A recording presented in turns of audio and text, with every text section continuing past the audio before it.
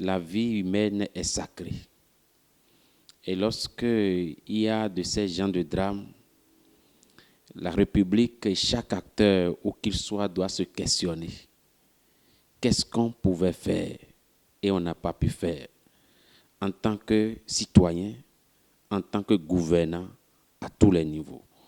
Je pense que c'est des réflexions qu'il faudrait qu'on fasse après avoir géré la douleur.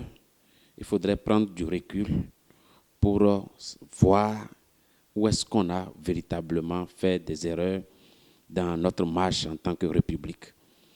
Moi, en tant qu'acteur de la société civile et un militant de la couverture universelle en santé, avant tout, je voudrais remercier le gouvernement et son président pour les actions et promptes réactions de leur part après le drame.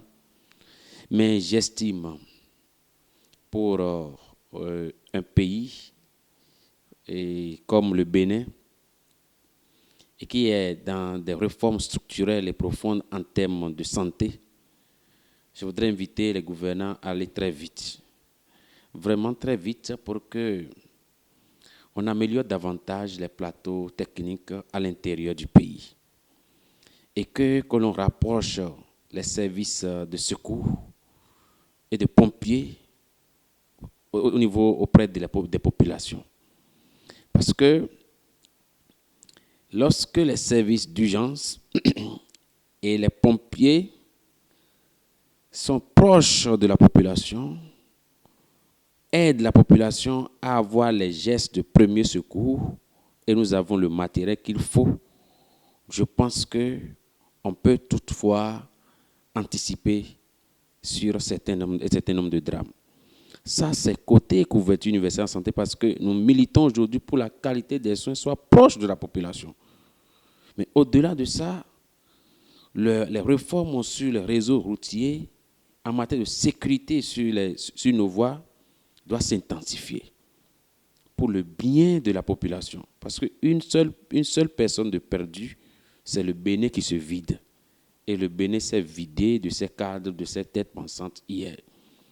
Et nous devons nous mobiliser à tous les niveaux pour que ces genres de situations ne se répètent pas. Et je vais finir pour dire que chaque citoyen doit prendre conscience que la sécurité de l'un dépend de lui. La sécurité des uns des autres dépend de chacun de nous. Et nous devons savoir respecter les codes de la route.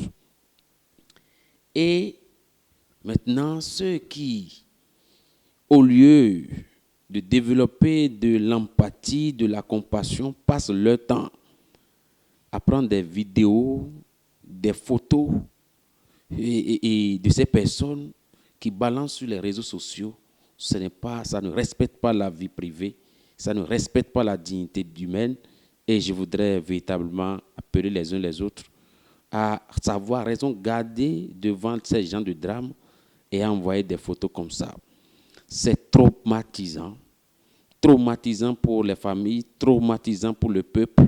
Je voudrais que les gouvernants prennent des mesures nécessaires pour que ces gens de photos, ces gens de vidéos, qu'on trouve des voies et moyens pour que cela ne circule pas dans tous les sens dans notre pays. Ce n'est pas bon pour les âmes sensibles, ce n'est pas bon pour les familles, ce n'est pas bon pour le moral des uns des autres.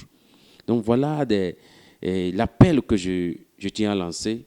J'appelle tous les gouvernants, tous les députés, les ministres, à tous les niveaux, à se remobiliser. Les maires à se mobiliser et à revoir les lignes budgétaires en termes de sécurité incendie, en termes de secours, en termes d'urgence.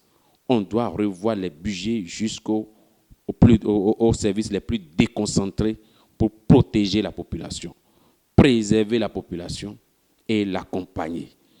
Voilà ce que je voudrais dire et renouveler toute ma compassion envers la République, envers les familles éplorées. Je vous remercie.